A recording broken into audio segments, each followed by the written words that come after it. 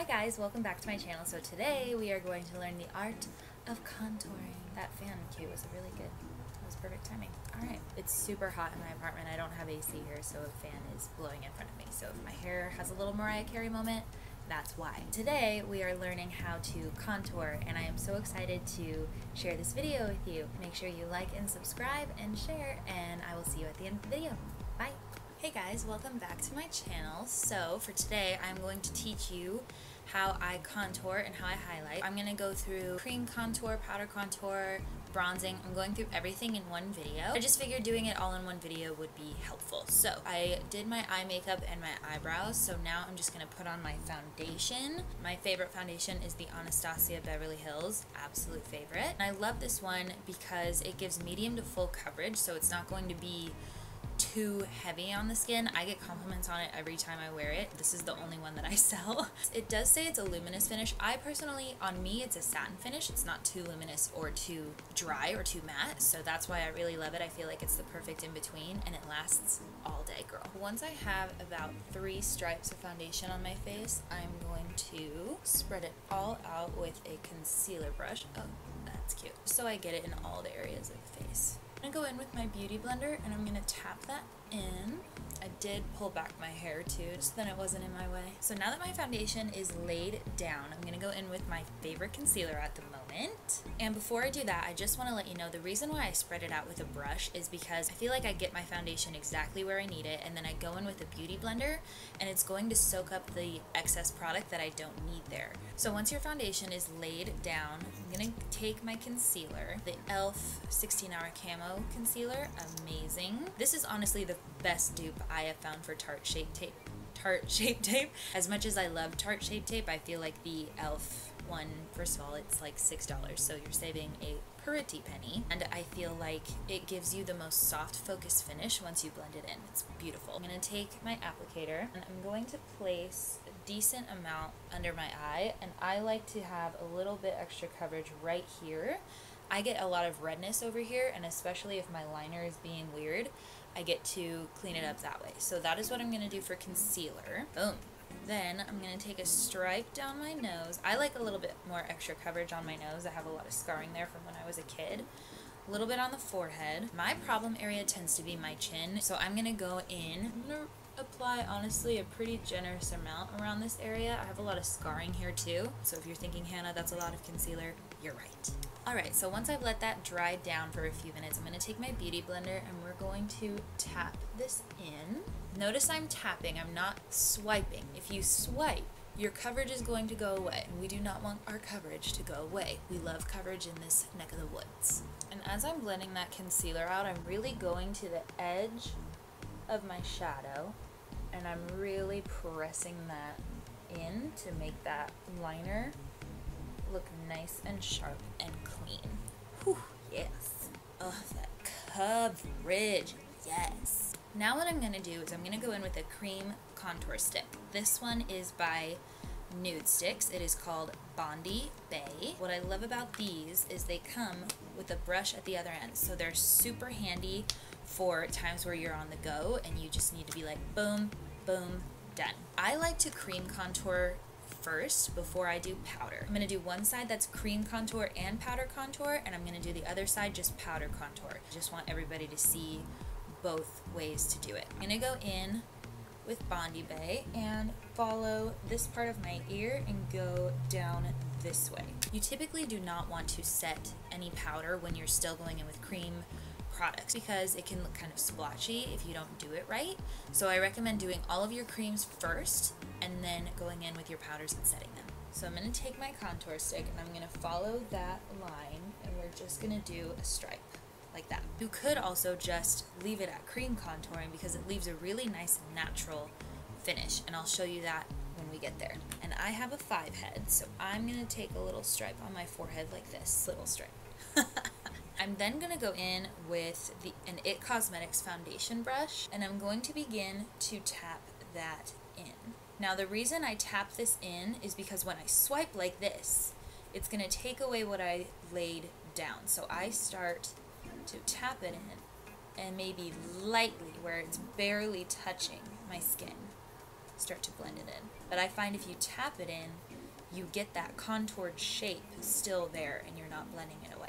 And you can start to see it carve out my cheekbone. Look at the difference already. This side is like drabby and sad, this side is snatched. We love her. And then we're going to blend this in as well. Want it to go into the hairline, which is why typically I do my makeup before I do my hair, so then I can fix if my makeup gets in my hair. But I typically try and get it into my hairline to make it look as blended as possible. I also bring it down here a little bit. Once that is done, I'm going to take my sponge again and just lightly tap over those edges and lightly underneath to start carving out where I want my contour to go once I put the powder on top. See how natural a cream contour looks? It just looks like you have a little bit of color, a little bit of sculpt there. You're not looking super glam, and there's nothing wrong with looking super glam, and there's nothing wrong with not looking super glam. This is all personal preference. I just like to show every side of makeup, so then you can make the decision on what's comfortable for you. So see how this side already has kind of like a hollow there, and this side is like, we're sad? No. So next what I'm going to do is I'm going to take my favorite translucent powder. This is the Maybelline Fit Me Loose Finishing Powder. I am in the shade 05 Fair because I'm the color of paper. I'm going to take my sponge and dip it into my powder. I'm not going to get a ton on the sponge there. I don't like to have a ton of powder underneath my eyes. I don't like to bake underneath my eyes. I'm going to bake my contour, and I will show you that in a second. So what I'm going to do is I'm going to take my powder and underneath my eye and just lightly press that in and bring that down into the nose a little bit and set that under eye. Look at that smoothness. This powder is like $8. A lot of clients ask me if it is bad to set your face with powder if you have dry skin, and let me tell you, that is a myth. I firmly believe that you should at least set your T-zone if you don't want to set anywhere else. This powder I've used on dry skin clients, and it does not make your skin look drier or crepier. So I highly recommend at least setting your under eyes and your T-zone, so then that makeup lasts a lot longer throughout the day. Also going to take that powder on my nose and press that into my nose, but the center of my face is usually where my makeup starts to fade. So I like to really press that powder in to lock what's underneath in for the whole day. And I'm going to press that on my chin as well because I get really shiny there. Then for the rest of the face, I'm going to use the Sephora Micro Smooth Powder. I love this powder. If you are super dry and don't want to use a loose powder to set the face, I highly recommend this. This has a slight luminosity to it. It's not glittery, it's not sparkly, but this one just gives you a little bit of a sheen. It kind of brings you to life, and it really smooths your pores. We love her. I'm going to take my Artís Brush and I swirl it around in there, and I'm going to press that wherever else I didn't put the translucent powder. You always want to make sure if you are doing powder contour that this area of the face is set. And I say that because if you go in with wet foundation and a powder contour, it's going to look patchy and it's going to look muddy. So I always recommend especially setting your face in the contour areas so then your bronzer or your contour is as smooth as possible. Once we are set with powder, we are going to go in with our bronzer.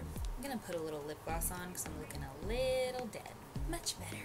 So today I'm going to teach you how to contour with bronzing powder. Now a lot of people ask me if there is a difference between contour powder and bronzer powder, and yes, there is, so let me show you. So this is the contour palette from Anastasia Beverly Hills. Very well loved, I obsessed. So this middle shade here has a gray undertone, and I swatched it for you so you can see. See how gray that is? So that is meant to mimic a shadow on the cheeks, hence a contour. And then underneath I swatched a bronzer, so you can see how a bronzer is a lot more warm in tone, more orange, red kind of undertones. Now the reason I contour with bronzers is because I feel like it looks a little bit more natural on the skin. I feel like you can get away with it a little bit better, especially if you're a beginner. It's just your all-in-one contour product, so you don't have to use 2 different powders to contour. So the 2 different bronzers we're going to contour with today, one is the Physicians Formula Butter Bronzer, very well loved.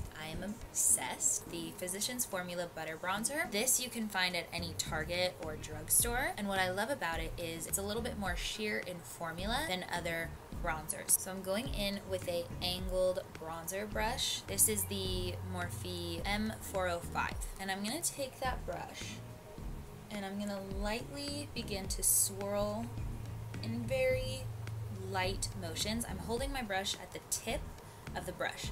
I'm not going to go here. I'm not going to go super close to the brush itself, because that is how you get too harsh of a contour. When you hold the brush from the end and apply super light pressure, that is where you're going to get a smooth blend and a smooth looking contour.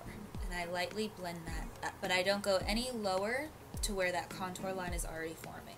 And I stop my contour right about here. You can already see the crazy amount of difference. This is so defined, this is very sad. I'm gonna contour the 5 head. Thanks, Dad.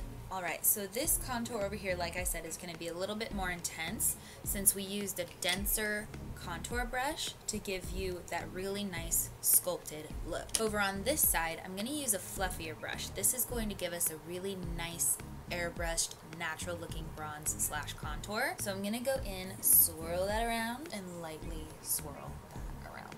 See, it still gives you some warmth too. That's why I love contouring with bronzers, because you can get the best of both worlds. You can get your warmth and you can get your sculpt all in one product. So see how this one, you can kind of see a hollow in my cheek over here, because again, we put that cream product below it, so it has something to grip to and it's able to be a little bit more intense. I'm going to take whatever's left over and bring it up here. Now, what I'm going to show you how to do is carve out your contour. If you feel like you went a little bit too crazy, or if you feel like you just want it to be a little sharper, even on your more natural side, if you feel like you went a bit too low, this is such a great tip that I teach to clients and I teach to beginners. So what I'm going to do is I'm going to take my sponge and I'm going to take a decent amount of powder on that sponge. On this side is especially going to look more intense since we have the cream and the powder contour there, and that's what I want on this side. So I'm going to take the tip of my sponge and I'm going to lightly sculpt out where I want that contour to go and where I want it to stay. We're going to let it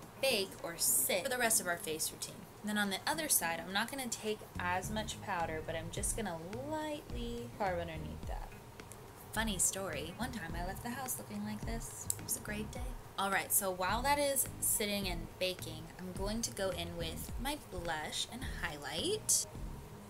I love to put blush everywhere, so I'm putting some on my nose. Alright, so now that my blush is on, I'm going to go in with my favorite luminous powder at the moment. This is by Jaclyn Cosmetics. If you went a little too crazy on your blush, this is a great way to tone down what you want to take away. I'm going to take that powder on the end of that brush, around the apples of the cheeks, tip of the nose. Like, look at how pretty that glow is. This is a great subtle highlight too if you don't love to go BAM like me. Look how pretty that glow is. Hi, how are ya? Next for highlight, I'm going in with the Jaclyn Cosmetics highlighter palette. Just really 4 beautiful highlight shades. These powders are super intense, so if you love a super glow like me, you're welcome. Ooh, girl, can we talk about it? Yes, you need to glow to Jesus, honey. What I like to do too is highlight my inner corners. It really awakens my eyes when I have not slept as much as I should have.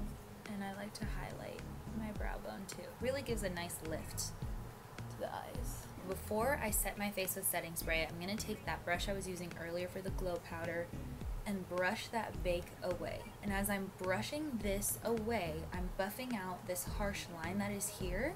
So it's going to leave a really nice, natural looking contour. To set my face, I'm going to use the Smashbox primer water, and then I'm going to put on some lashes, and then we're done. I love what a lash can do. Alright everyone, so that concludes my how to contour video. I hope you learned something. If you have any additional questions, feel free to reach out and message me or comment on this video, and I will see you guys in my next one. Bye!